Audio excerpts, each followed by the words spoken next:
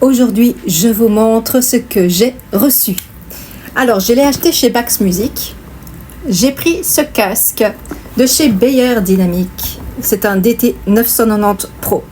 Pourquoi j'ai acheté ce casque-là alors que j'ai ce casque-ci depuis pas mal d'années déjà?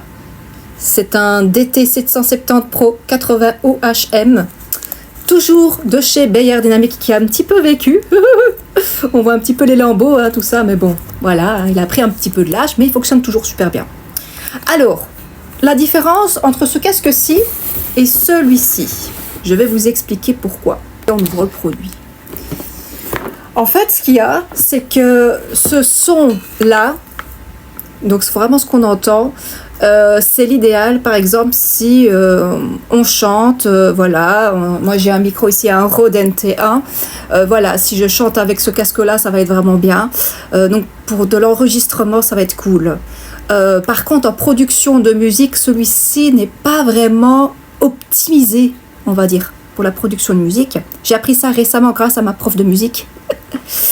Parce qu'elle m'apprend à bien manipuler Ableton Live, qui est un programme, si vous voulez, de composition de musique. Et elle m'a dit, j'avais ce même casque-là. Et du coup, je suis passée à ce casque-ci. Et on va ouvrir ça. En fait, elle m'a expliqué que ce casque-ci, ce qu'il y a de bien... Je l'ai testé chez elle avant de l'acheter. Hein. Donc j'ai eu de la chance qu'elle avait vraiment ce casque-là. Sinon, j'aurais pas acheté, vois-tu.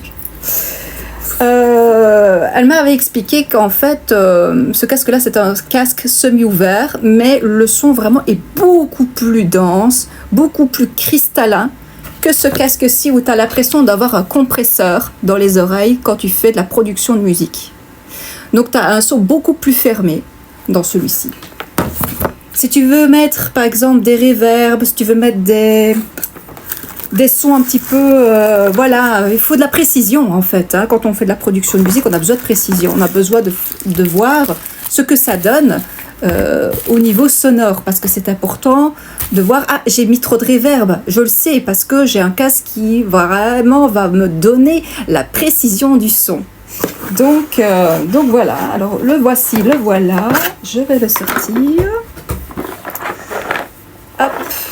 Alors, ce casque-ci, il faut aller voir sur le site internet de Bax Music, mais il était en promo. Je ne sais pas s'il y a encore des promotions, mais voilà, j'ai un peu de la chance, parce que c'est un casque quand même qui coûte assez cher. Hein.